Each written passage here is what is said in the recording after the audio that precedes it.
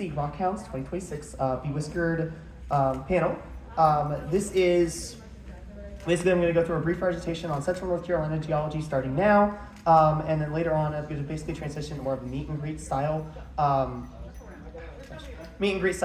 panel, so that you guys can talk to each other, come up to me and talk to me about some things that you might be interested in, ask questions, all that fun stuff.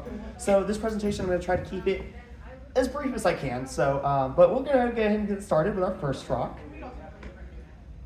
And so this is going to be a graphite schist that was collected in Wake County, North Carolina.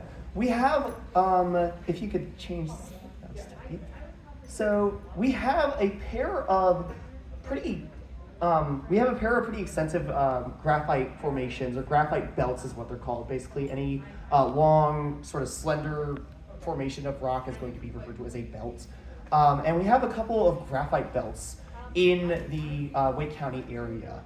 So these were mined on and off from about the 1850s up until the as late as the 1950s, apparently. But it was never really super productive.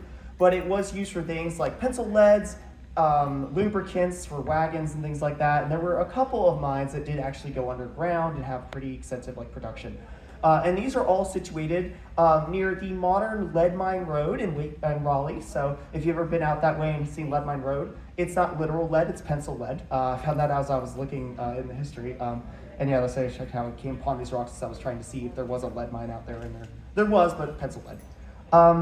The working theory about how these rocks formed is give it about 500 million years ago, when we don't have wood or animals or anything like that. We have these really shallow pools off the coast of the ancestral continent. And those shallow pools, while we don't have large animals or any plants, we do have algae.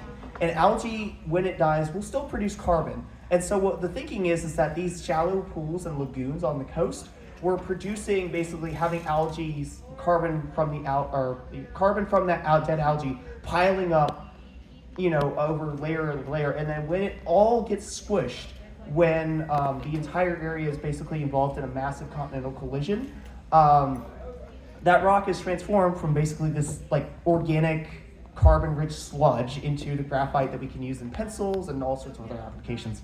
So yeah, it's a super cool one. It's probably the earliest rock that I have in my presentation, but yeah, we got a couple more, so just go on to our next one here.